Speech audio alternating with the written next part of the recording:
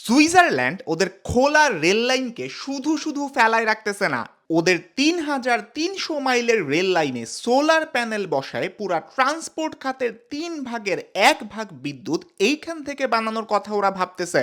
এইদিকে চীন প্ল্যান করতেছে মহাকাশে মানে পৃথিবীর বাইরে ৩৬,০০০ কিলোমিটার উপরে বিশাল এক সৌর বিদ্যুৎ কেন্দ্র বানাবে। খালি চিন্তা করেন, মহাকাশে কোনো বৃষ্টি নাই, মেঘ নাই, ছায়া নাই, ২৪ ঘন্টা এখানে সূর্যের আলো থাকবে।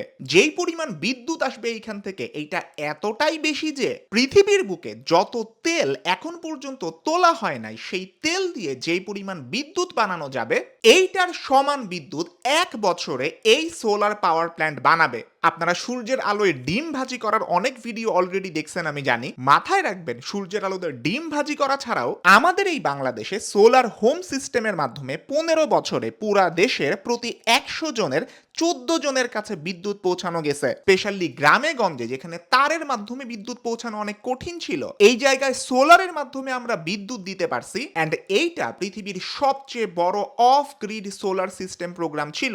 বাংলাদেশে এখন এমন সোলার কোম্পানিও কাজ করে যারা প্রথম এশিয়ান কোম্পানি হিসেবে সোলার হাইব্রিড ইনভার্টার বানাইছিল। বলা হয় চট্টগ্রামের মাত্র ৮টা জেলায় সৌর বিদ্যুৎ উৎপাদন করার মাধ্যমে পুরা বাংলাদেশের বিদ্যুতের চাহিদা মেটানো সম্ভব। বাংলাদেশের সবচেয়ে বড় সৌর বিদ্যুৎ কেন্দ্রটা গাইবান্ধা জেলার সুন্দরগঞ্জে ৬০০ একর জমির উপরে বানানো, যেটা থেকে দিনে ২০০ মেগাওয়াট বিদ্যুৎ বানিয়ে প্রায় ১,৩৪,০০০টা বাড়িতে কারেন্ট দেয়া সম্ভব। বুঝতেই পারতেছেন সৌর বিদ্যুতের ক্ষেত্রে বাংলাদেশও যে খুব একটা পিছায় আছে এমন না। এখন সামনের দিনগুলোতে এই সেক্টরে কি কি চমক আসতে যাইতেছে, সোলার ইনভার্টার গুলো আসলে কিভাবে কাজ করে, যারা বলে বাংলাদেশে সোলার প্যানেল বসানোর জায়গা কম, তাদের কথা আসলে কতটা ঠিক, এই সবগুলো ব্যাপার নিয়েই আমি আজকের ভিডিওতে আলোচনা করব। তো চলুন শুরু করা যাক। বাংলাদেশে যত দালান আছে এইটার যে ছাদ আছে না, সোলার প্যানেল বসানোর জন্য এইগুলা খুবই ভালো একটা জায়গা হইতে পারে। এন্ড এইটা থেকে আপনি টাকা পয়সাও পাইতে পারি। ধরেন আপনি আপনার বিল্ডিং এ সোলার প্যানেল বসায় যে কারেন্ট বা বিদ্যুৎটা বানাইলেন সেটা আপনি আপনার কাজে ইউজ করলেন। এরপরে অতিরিক্ত যে বিদ্যুৎ থাকবে সেটা আপনি চাইলে জাতীয় গ্রিডে মানে বাংলাদেশ সরকারের কাছে পাঠাই দিতে পারবেন, যাতে সারা দেশের মানুষের কাজে লাগতে পারে আপনার বিল্ডিং এ উৎপাদিত বিদ্যুৎ। মাস শেষে কারেন্ট বিল দেওয়ার টাইমে এমনও হইতে পারে আপনার কোনো টাকাই দেওয়া লাগলো না, বরং সরকার আপনাকে ক্রেডিট দিবে অতিরিক্ত বিদ্যুৎ দেওয়ার জন্য, যেইটা আপনি পরে আপনার কারেন্ট বিলের সাথে অ্যাডজাস্ট করে নিতে পারবেন। এই পুরা সিস্টেমটাকে বলা হয় নেট মিটারিং সিস্টেম। আগের পলিসি অনুযায়ী আমার ছাদে বানানো সৌর বিদ্যুতের অতিরিক্ত যতটুকু থাকবে তার সর্বোচ্চ ৭০% পর্যন্ত আমি জাতীয় গ্রিডে দিতে পারতাম। সরকারের নতুন পলিসি প্ল্যান অনুযায়ী আমি এখন আমার ১০০% অতিরিক্ত বিদ্যুৎই সরকারের কাছে পাঠাইতে পারবো। মানে আগের চাইতেও বেশি টাকা বাঁচবে আমার। এইটা তো গেল খালি বাসাবাড়ির ছাদ, আপনি আমাদের শিল্প কারখানাগুলোর দিকে তাকান না। বাংলাদেশের ৭,০০০ গার্মেন্টস ফ্যাক্টরির ছাদে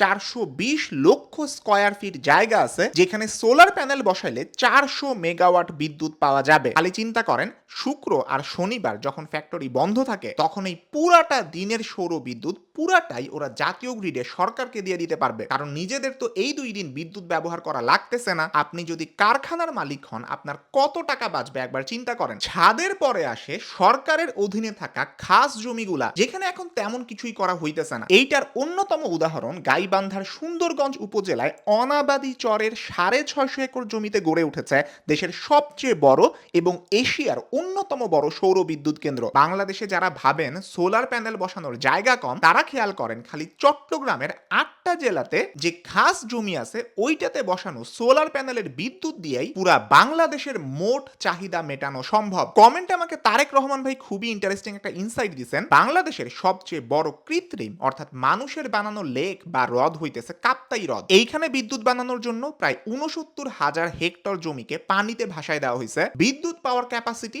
২৩০ মেগাওয়াট মাত্র। তুলনা করার জন্য বলি, একটু আগে গার্মেন্টস এর ছাদ থেকে ৪০০ মেগাওয়াট বিদ্যুৎ পাওয়ার কথা বলছিলাম, যেটা সোলার পাওয়ার দিয়েই, যেটা এই কাপ্তাই লেকের ক্যাপাসিটির প্রায় ডাবল। আর কাপ্তাই লেকের পানির উপরেও কিন্তু আমরা সোলার প্যানেল বসাইতে পারি, যেটাকে বলে ভাসমান বা ফ্লোটিং সৌর বিদ্যুৎ কেন্দ্র। এখন কিন্তু বিশ্বের অনেক জায়গাতেই এই ভাসমান সৌর বিদ্যুৎ কেন্দ্র বেশ জনপ্রিয়। ভিডিও। ড্রোন থেকে পানির উপরে থাকা এই সোলার পাওয়ার প্ল্যান্ট গুলা দেখতেও অসাধারণ লাগে। বাংলাদেশের কাপ্তাই লেককেও এইরকম একটা এনার্জি হাব করার কথা অবশ্যই চিন্তা করা যাইতে পারে। এখন একটু আপনাদের বলি সৌর বিদ্যুৎ আসলে কিভাবে কাজ করে। যখন সূর্যের আলো সোলার প্যানেল বা সেলের উপরে আইসা পড়ে, যেটা সাধারণত সিলিকনের বানানো হয়, তখন সেইখানকার ইলেকট্রন আলোর কারণে উত্তেজিত হয়ে পড়ে আর এর মাধ্যমে তৈরি হয় কারেন্ট, যেটা মূলত ডিসি বা ডিরেক্ট কারেন্ট। এখন এই কারেন্টটা কিন্তু আমরা ব্যবহার করতে পারি না, আমরা আধুনিক সময়ে ব্যবহার করি এসি বা alternating current, thanks to Guru Nikola Tesla. এখন এই ডিরেক্ট কারেন্টটাকে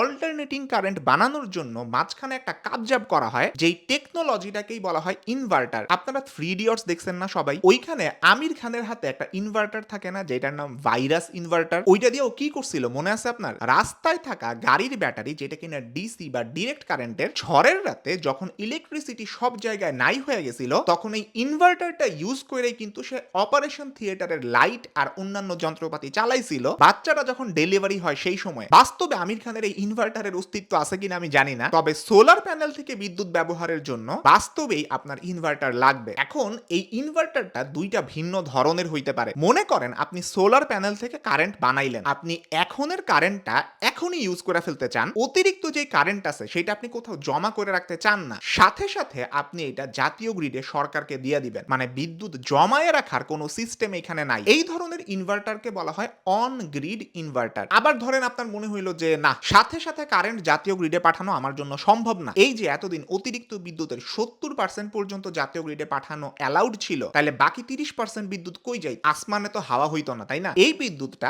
জমা করে রাখা যায়। এখন আপনি আমাদের ঝটপট একটু বলেন তো, বিদ্যুৎ কোন জায়গায় জমা করে? মানি ব্যাগে টাকা জমান, বালতিতে পানি জমান, তাইলে বিদ্যুৎ কই জমান?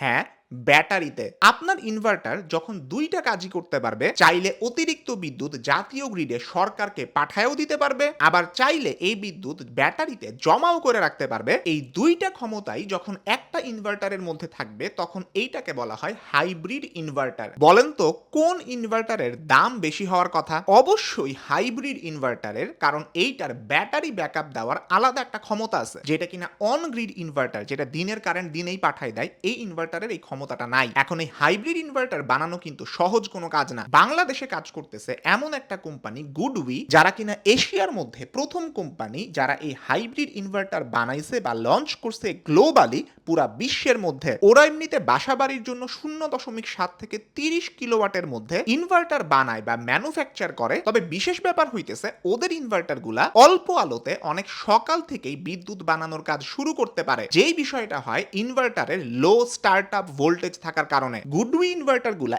এমন ভাবে ডিজাইন করা হয়েছে যেন খুবই অল্প সূর্যের আলো থাকলেও বিদ্যুৎ উৎপাদন তারা শুরু করতে পারে, ফলে দিনের একদম শুরু থেকেই বিদ্যুৎ সরবরাহ পাওয়া যায়, বেশি বিদ্যুৎ আপনি পাবেন। আর যখন সূর্যের আলো কম থাকে, মেঘলা আকাশ থাকে, একদম সকাল কিংবা একদম সন্ধ্যার সময়টাতে, তখনও সৌর বিদ্যুৎ উৎপাদন কন্টিনিউড থাকবে। শুধুমাত্র বাসা বাড়িতেই না, শিল্প কারখানাগুলোতে, কমার্শিয়াল সেক্টরেও এই ইনভার্টার গুলার বেশ ভালো ডিমান্ড লক্ষ্য করা যায় বাংলাদেশের মার্কেটে। গুডউই কিন্তু শুধুমাত্র হাইব্রিড ইনভার্টারেই না, বরং অন গ্রিড ইনভার্টারেও একটা global tyre 1 company. On grid inverter গুলা সাধারণত ফ্যাক্টরি কিংবা স্কুলের মতন জায়গাগুলোতে ব্যবহার করা হয়, যেখানে রাতের বেলা বিদ্যুতের চাহিদা একেবারে প্রায় থাকেই না, অথবা থাকলেও খুবই কম থাকে। গুডউই হইতেছে এমন একটা ব্র্যান্ড যারা শুধুমাত্র বাসাবাড়ির জন্য না, বরং কমার্শিয়াল বা ইন্ডাস্ট্রিয়াল সেক্টরেও বড় বড় সোলার ফার্মের জন্য উচ্চ ক্ষমতা সম্পন্ন ইনভার্টার তারা তৈরি করে। এছাড়াও ওদের ব্যাটারিগুলা কম সময়ে চার্জড হইতে পারে। নরমালি যেটা হয়, ধরেন সোলার প্যানেল থেকে যে কারেন্ট আসতেছে ওইটা তো একই সাথে এখন ফ্যাক্টরিতে যে কারেন্টের ডিমান্ড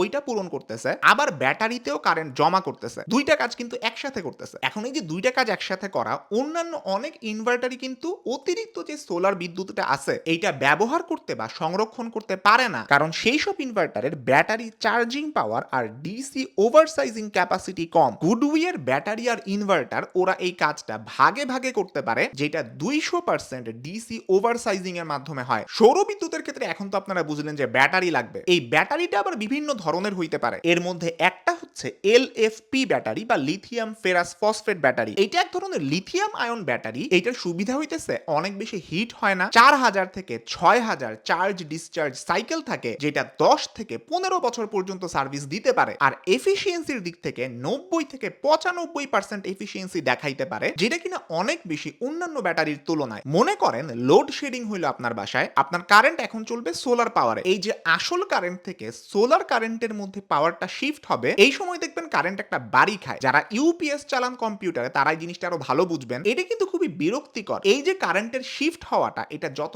জলদি হবে তত কিন্তু ভালো আমাদের জন্য। গুডউই এর ইনভার্টার আর এলএফপি ব্যাটারি থাকলে এই যে কারেন্টের শিফট হইতে যে সময়টা লাগে, এইটা নেয় মাত্র 10 মিলি সেকেন্ডের মতো। মানে কখন যে লোডশেডিং হইলো আপনি এটা টেরও পাবেন না। চোখের পলকে সোলার পাওয়ারে আপনার বাসা চলা শুরু করবে। বাসা বাড়ির কথা বাদ দিলাম, কারখানাতে এই শিফট হওয়ার সময়টা যদি বেশি হয়, এটা কারখানার উৎপাদনে মারাত্মক প্রভাব ফেলতে পারে। কারণ 10 মিলি সেকেন্ডের একটু বেশি সময় নিলেই তাদের যেসব ভারী মেশিনারি গুলো আছে ওইগুলার পারফরমেন্সে সমস্যা হয়। এমনকি অনেক সময় বড় বড় প্রোডাকশন ব্যাচও নষ্ট হয়ে যায়। এই সমস্যাটা গুডউই কাটায় উঠতে পারছে, কারণ তারা এমন একটা ব্র্যান্ড যারা 10 মিলি সেকেন্ডের মধ্যে পাওয়ার সোর্স সুইচ করতে পারে, যেটাকে বলে ইউপিএস লেভেলের স্ট্যান্ডার্ড। সো আপনি যদি কারখানার মালিক হন, গুডউই আপনার জন্য খুবই ভালো একটা অপশন হইতে পারে। গুডউই এর এলএফপি ব্যাটারি 6000 বার চার্জ ডিসচার্জ সাইকেল সহ্য করতে পারে, কিছু কিছু ক্ষেত্রে এর চেয়েও বেশি, যার ফলে এই ব্যাটারির আয়ু 16 বছরেরও বেশি হয়। আরেকটা গুরুত্বপূর্ণ ব্যাপার হইতেছে, গুডউই তাদের ব্যাটারির জন্য স্ট্যান্ডার্ড ভাবে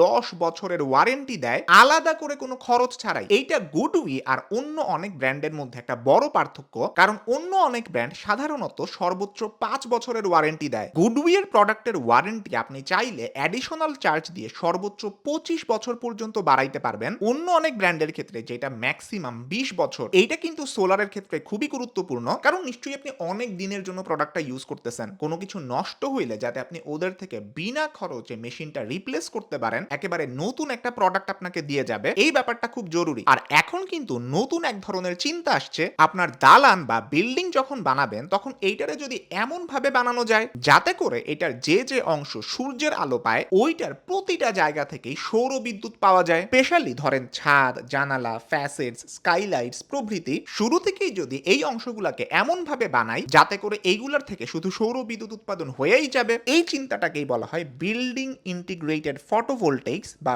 বিআইপিভি টেকনোলজি। এইটা যদি আপনি বিল্ডিং এ লাগান, এইটার ওজন কম থাকা কিন্তু জরুরি, কারণ নাইলে দালানের উপরে এক্সট্রা একটা প্রেসার পড়বে এই অতিরিক্ত ওজনের কারণে। ট্র্যাডিশনাল জায়গাতে যেখানে এই ধরনের প্যানেলের ভর হয় 30 কেজির মতো, সেখানে গুডউই আপনাকে মাত্র 6 থেকে 7 কেজির মতন লোড দিবে, যেই এক্সট্রা লোডটা খুবই কম। তাছাড়া বাংলাদেশের অনেক ফ্যাক্টরি কিন্তু আছে টিন শেড ফ্যাক্টরি, পাশের ওয়াল কংক্রিট দিয়ে শক্ত করে বানাইলেও ছাদটা বানায় টিন দিয়ে, এই জন্যই নাম টিন শেড। কিছু কিছু টিন শেড স্ট্রাকচারে দুর্বল স্টিল থাকে যেটা কিনা বেশি ভারী লোড নিতে পারে না। এই ক্ষেত্রে গুডউই এর প্যানেলগুলা বাংলাদেশের জন্য খুবই কাজের। ছাদের ফ্লোরে বা দেয়ালে ড্রিল করে ছিদ্র করে কোনো কিছু লাগাইতে হয় না, নাইলে পানি লিক করার একটা সম্ভাবনা থাকতো। আর এগুলো একেবারে ওয়াটারপ্রুফ, পানি নিয়ে আপনার কোনো টেনশন নাই। একটা জোস ব্যাপার হইতেছে, ডিভাইসগুলা মাউন্ট করার জন্য আলাদা কোনো স্ট্রাকচার বা কাঠামো লাগে না। এখানে অনেক সময় পুরা বাজেটের 15% খরচ হয়ে যায়। গুডউই এর বিআইপিভি টেকনোলজি ব্যবহার করলে এই খরচটা আপনি বাঁচাইতে পারবেন। সব মিলাই এই ভিডিওটা যদি সামারি করি, বাংলাদেশে সৌর বিদ্যুৎ খাতের সম্ভাবনা আসলে কতটুকু, একটা সোলার পাওয়ার প্ল্যান্ট বাসা বাড়িতে হোক কিংবা কারখানাতে আসলে কিভাবে কাজ করে, একটা সোলার ইনভার্টার কিভাবে কাজ করে,